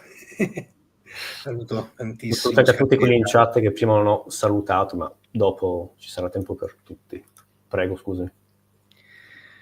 Ecco qua, ecco qui, questa è dovrebbe essere la stella di Minucio l'Orario, e qui si vede, questo è chiaramente un gladio, e qua si vede di nuovo il pomolo trilobato, che richiama appunto a questa specifica arma. Ora, appunto, cosa avviene?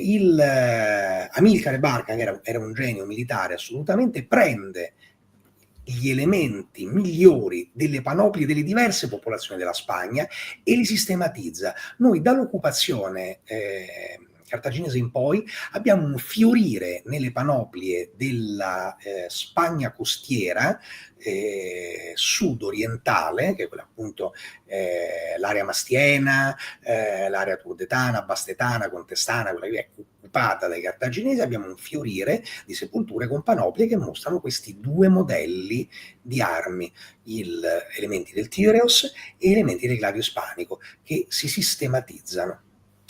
Ora,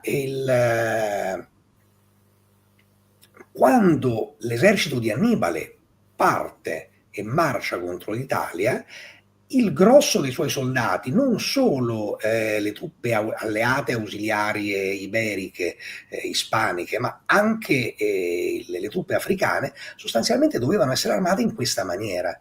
I romani quindi incontrano quest'arma, incontrano il loro gladio, quello che diventerà il loro gladio, la loro arma più caratteristica, per la prima volta nelle mani dei loro peggiori nemici. Tanto Polibio quanto Livio, quando parlano della battaglia di Canne, distinguono tra le spade dei Galli, che allora, nella seconda guerra punica, sono ormai tutte ascrivibili al modello Latin C, quindi un'arma più lunga con la punta arrotondata che veniva usata sostanzialmente la fendente, e le spade invece delle truppe ispaniche di Annibale, che vengono indicate come delle armi che sono ottime, capaci di colpire tanto di punta quanto di taglio. Ora ricordiamoci questo, noi quando troviamo il termine ispanici nelle fonti classiche che parlano dei soldati cartaginesi, noi non sappiamo mai di fronte a chi siamo, perché è un termine che è incredibilmente polivalente e che di volta in volta può indicare mercenari celtiberi al soldo dei cartaginesi, truppe ausiliari o alleate, potremmo definirle, dei potentati iberici che sono legati a Cartagine perché sconfitti e diventati clienti, o alleati come gli Oretani, ad esempio, la cui regina Emilce era sposata da Annibale, quindi i soldati oretani vanno considerati degli alleati, oppure quelli ispanici, delle volte in realtà indica i coloni africani che vengono chiamati bastulopunici o blastofenici o bastuli, che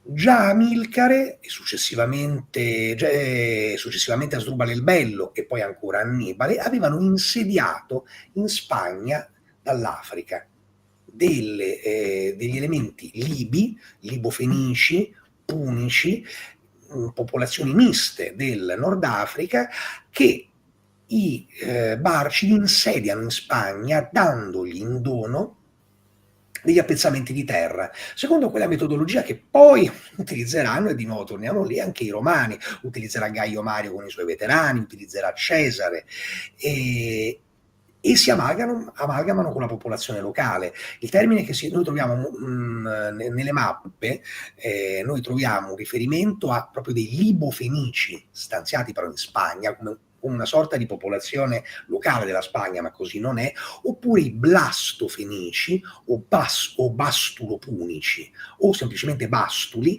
che nascono dalla fusione di elementi afri con i bastetani, che sono la popolazione iberica che abita, potremmo dire, l'epicentro di quella che sarebbe diventata la Spagna Barcide, e che quindi beneficiano maggiormente dell'influsso punico. Ecco, quindi appunto ispanici è un termine che è difficile da collocare. Quando lo troviamo di volta in volta può indicare realtà molto diverse tra loro. Comunque, appunto, tornando a noi, l'esercito punico è armato in questa maniera, mentre i romani ancora hanno le famose spade patrie di cui abbiamo parlato prima. E che le armi puniche siano superiori, questo i romani se ne rendono conto perché Scipione, quando conquista Cartagena, cattura un grandissimo numero di artigiani armaioli e gli promette che li libererà, gli darà la libertà, se però fino alla fine del conflitto continuano a forgiare armi per lui. E noi abbiamo dei passi delle fonti classiche che ci dicono che i soldati di Scipione sono resi a Zama imbattibili e confidenti in loro stessi e così via, proprio da queste nuove armi che hanno. E ripeto, non è un caso che è legato unicamente al gladio, perché noi vediamo anche a un certo punto cambiare completamente, no, però cambiare in maniera radicale per quanto riguarda l'umbone, ecco l'umbone, lo scudo romano, proprio a seguito della seconda guerra punica.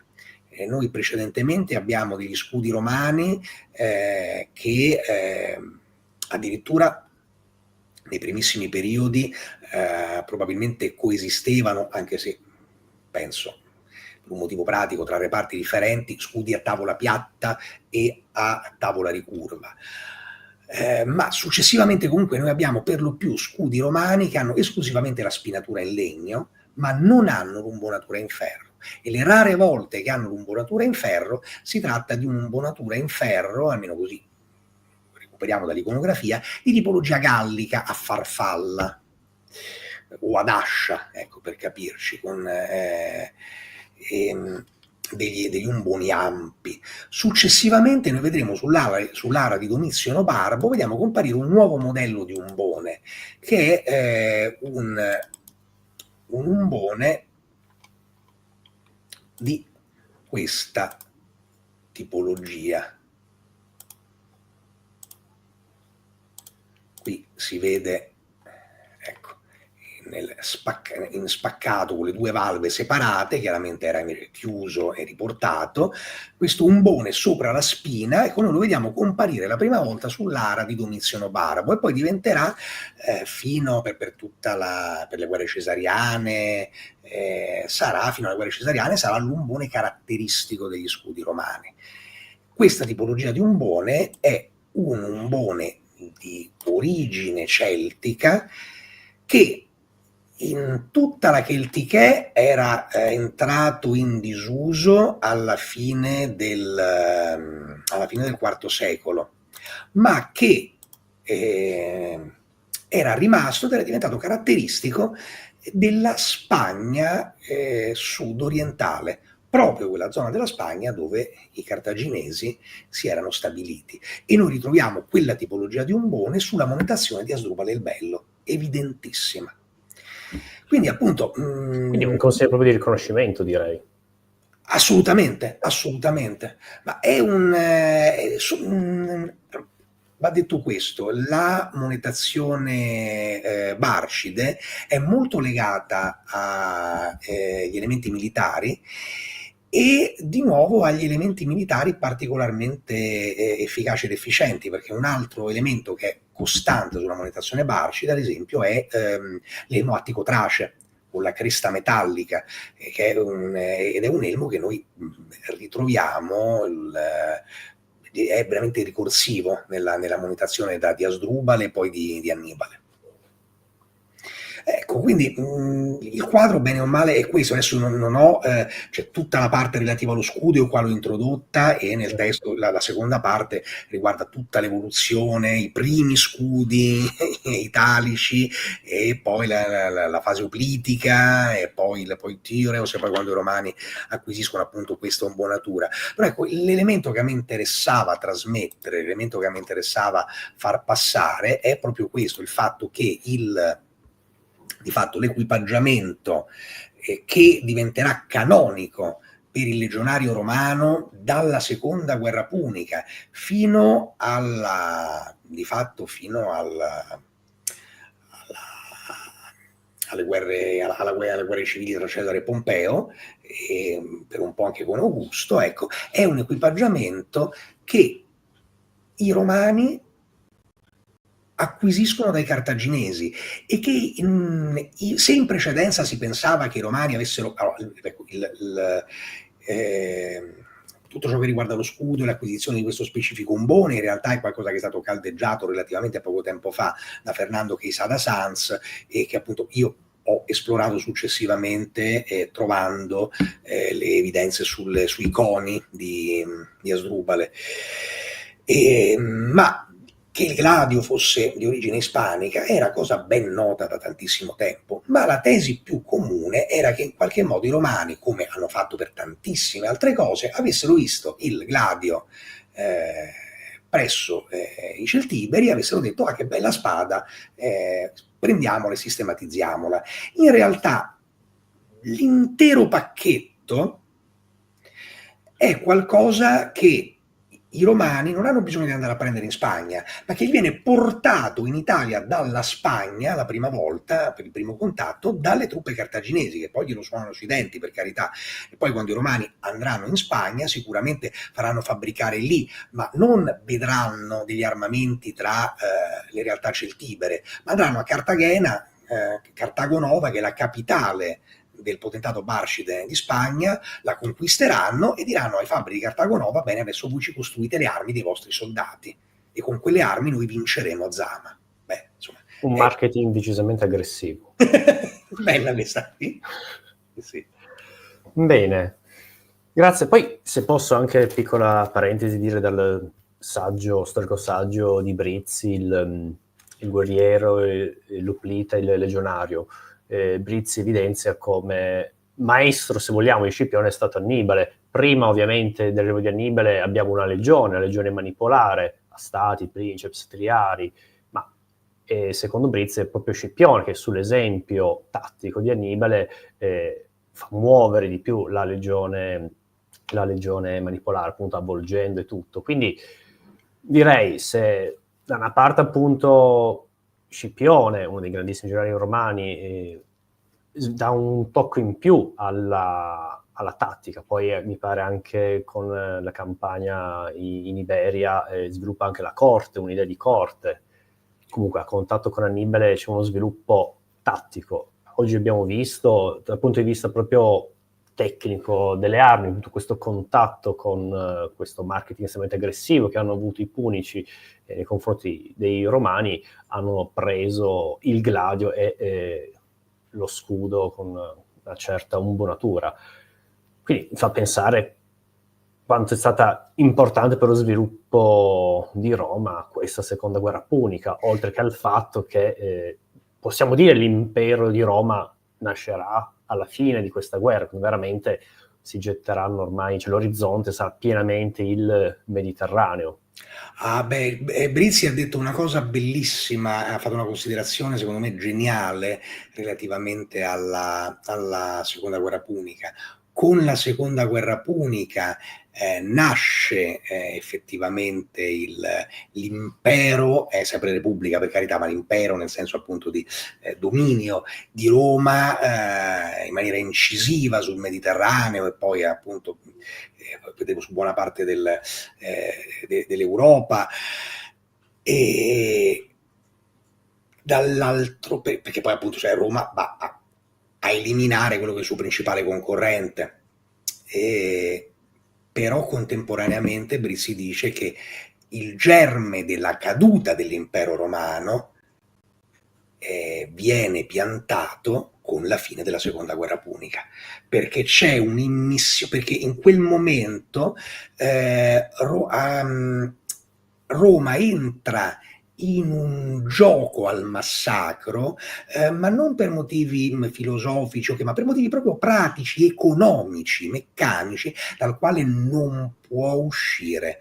L'immissione di capitali a seguito della seconda guerra punica a Roma è enorme, è qualcosa di ingestibile che porterà poi successivamente a una conquista della Grecia e della Macedonia, la sconfitta di Filippo V, poi la guerra contro i Seleucidi, che sono però dei passi che ormai sono diventati obbligatori.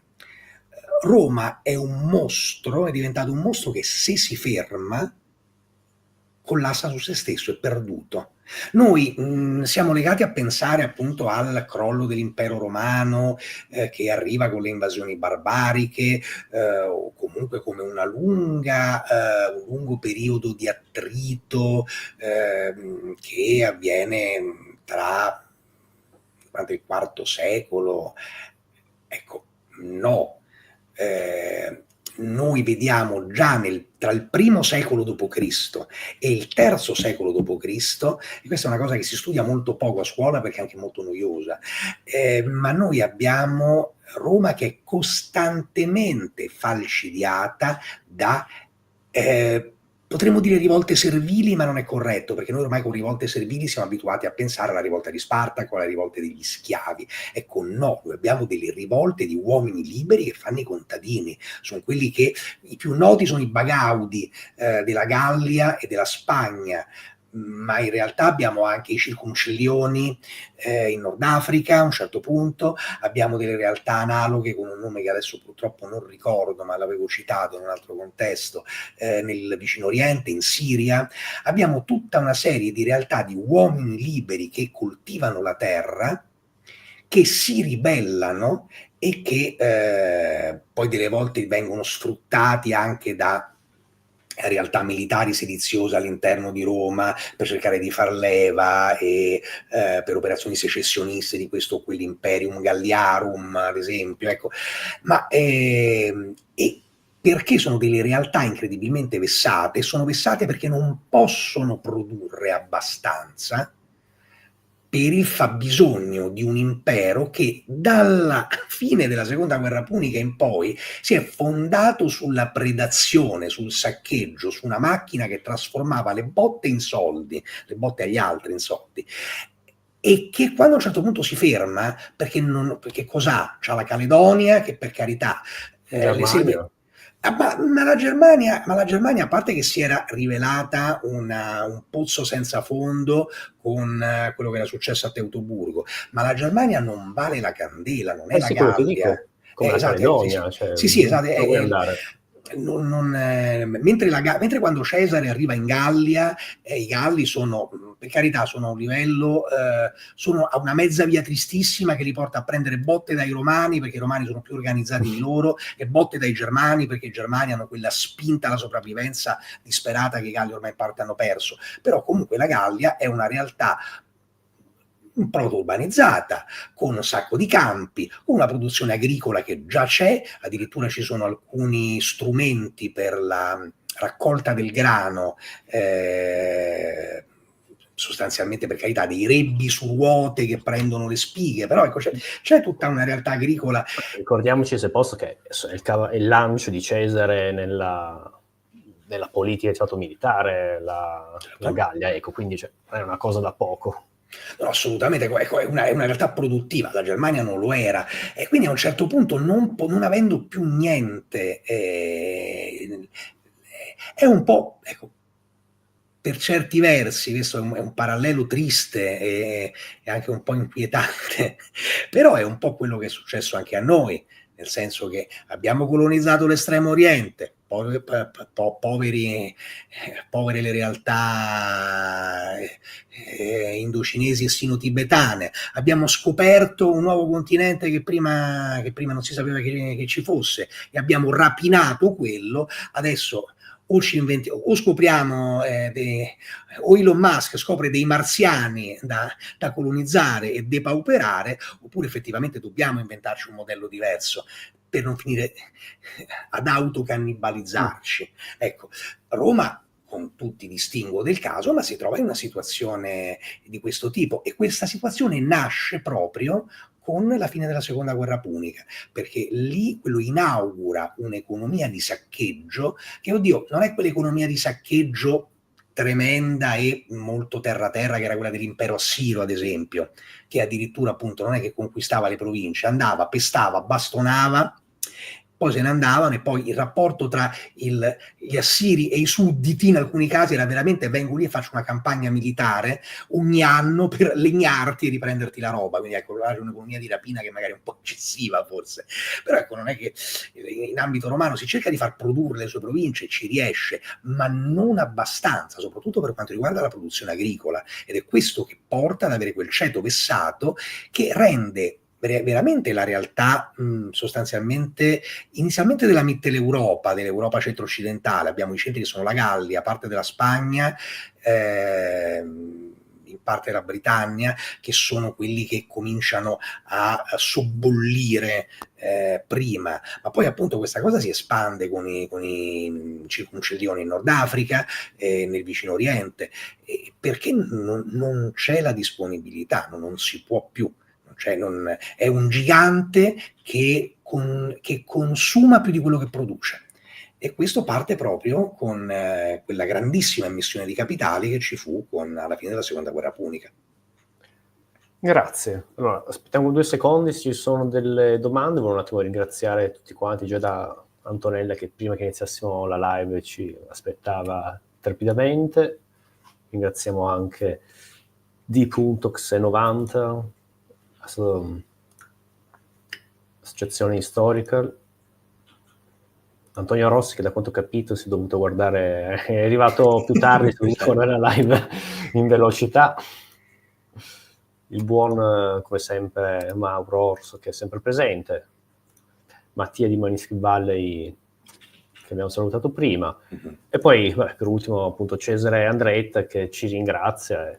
Appunto, se ci sono domande. Ma a quanto pare no, siamo stati veramente efficienti come una legione romana, direi, se possiamo usare questo termine. Ancora, questa live è stata, non so se si vede, sì, si vede, è stata tratta da questo saggio di Joel Canestelli, A Roma da Cartagine, che trovate in descrizione tutto quanto. Abbiamo fatto un breve estratto, appunto, ci siamo concentrati appunto sulle Gine del Gladio, ma il saggio ha ancora un'altra parte, l'altra metà dell'altra faccia della medaglia sullo scudo, e poi ovviamente approfondisce molto quello che abbiamo fatto oggi, ma ovviamente in modo molto più approfondito, essendo un libro, la parte delle spade patrie, la parte delle lame celtiche, eccetera. Quindi Joel, ti lascio la parola. Ovviamente Joel ha un canale YouTube, lo conoscete, ha la sua associazione di rievocazione storica, però lascio la parola a te per descrivere il tutto. Ma no, questo insomma, io intanto sono qui perché mi piace parlare, questi sono argomenti dei quali mi piace parlare, e mi piace parlarne con persone appassionate e persone competenti quali tu sei, quindi insomma, no, per carità, mi permetto di fare questo piccolo appunto. Io sono molto contento della presenza di persone attive nell'ambito della divulgazione in rete, come te, come l'amico Mattia Scarpetta che ci sta seguendo in questo momento, come l'amico comune Mattia Caprioli, che sono persone che trattano di argomenti che hanno studiato, di argomenti che studiano e che hanno studiato in ambito accademico, perché adesso magari farò un discorso che suonerà snob, suonerà sgradevole, però io vedo che c'è un po' da quando è nata la divulgazione online, c'è un po' l'assalto alla diligenza, è un terreno vergine che viene percorso da tantissime persone competenti, che hanno anche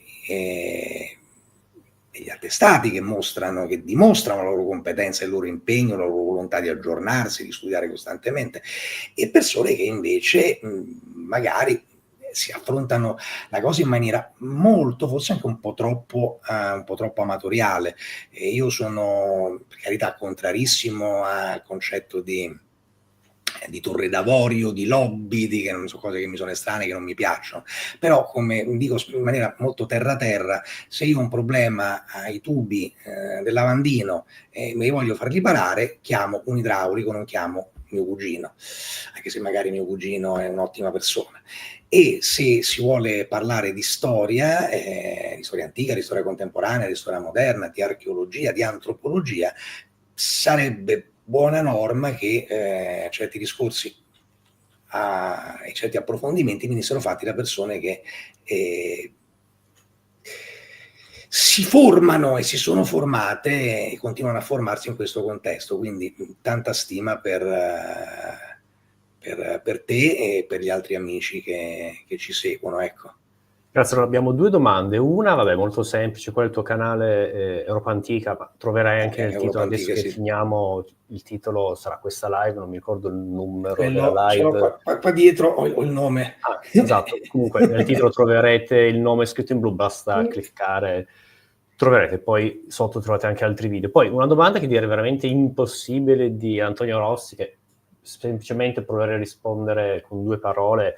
È l'argomento più trattato nella storia, le ragioni della caduta dell'impero romano, veramente da quando è caduto l'umanità, l'Occidente, chi vuole, comunque l'uomo non ha fatto altro che domandarsi. Ci sono libri di titoli solo di saggi sulle cause. Poi, come ricorda il nostro amico Tribunus, Mattia Caprioli, di fatto l'impero romano cade nel 1453 d.C., quindi voglio dire, i turchi è una lunga cosa. Poi, ma allora il discorso di un secondo, se posso rispondere. Un fattore così complesso, per dire, non può avere una sola causa, quindi la peste antonina avrà inciso, ma non è stato così determinante. Però veramente dovremmo fare altrettanti mille live. C'è un bel saggio di un autore francese che parla degli ultimi giorni dell'impero romano, un saggio di 600 pagine, però molto bello, molto scorrevole, che ci dà una complessità, ma proprio una punta dell'iceberg. Lo consiglio, lo lascerò anche in descrizione. Se vi è piaciuto, non so, il Trono di Spade, ve lo consiglio perché è 1000 volte peggio, un qualcosa veramente, la storia va oltre qualsiasi fantasia, però anche lì è sempre una puntina dell'iceberg, ecco, quello, se posso. Questi commenti ci possono solo avvicinare con la complessità, prego, Giorgio. No, ma allora, intanto sicuramente hai ragione, cioè non è che ci sia una causa che sia una. L'idea di Brizzi è anche una provocazione volutamente, ma lui ci dice appunto che dice che è il germe, ma che il germe in realtà di un modello, cioè di un modello socioculturale che non poteva che fare quella fine. O appunto non so, o espandere ulteriormente i suoi confini, non trovare una partia così solida, ma un modello che appunto è basato su un'economia di rapina, a un certo punto finisce per collassare su se stesso, e il momento in cui il modello diventa inequivocabilmente di economia di rapina senza ritorno è con la vittoria nella seconda guerra punica. La peste antonina è molto importante per un altro aspetto, perché frustra un progetto che non sappiamo quanto fosse stato capillare, per carità, ma che c'è da parte sia del mondo romano sia del mondo cinese degli Han per cercare un contatto e la creazione di rotte commerciali che riuscissero a aggirare il blocco partico, il blocco persiano. E questo perché c'è noi abbiamo dei riferimenti relativi ai primi contatti, abbiamo dei primi contatti forse con Augusto, ma non è chiarissimo a chi ci si riferisca. Abbiamo dei contatti sicuramente successivi, poco prima della peste antonina, e poi ricordiamo che una peste antonina o peste antoniniana la ricordiamo così perché la guardiamo, la studiamo sempre da un punto di vista eurocentrico, ma in realtà se noi guardiamo anche le pubblicazioni relative alla storia antica dell'estremo oriente, in realtà fa riferimento probabilmente a una grandissima epidemia di peste che scoppia nell'Asia centrale e che colpisce contemporaneamente sia il mondo romano sia la Cina degli Han. E non solo, la Cina degli Han non si riavrà mai dalle conseguenze di questa epidemia tremenda, tant'è che avremo poi, anche per altri motivi, per carità, che in quel caso non c'è mai un unico motivo, dei sommovimenti politici, un crollo di un impero in Cina, la nascita di un nuovo impero, con il quale i romani successivamente continueranno a provare tramite l'Indocina ad avere dei rapporti, dei contatti, ma si sarà un po' spenta la magia, mentre proprio prima della peste antoniniana sembra che ci sia proprio una volontà di stabilire delle rotte commerciali che consentano un beneficio da parte di entrambe le parti senza dover per forza avere il problema dell'impero persiano in mezzo, ecco. Bene, grazie. Dai, io non ci sono altre domande, ti saluto, ti ringrazio ancora, auguro a tutti una buona serata. Grazie a tutti, a presto.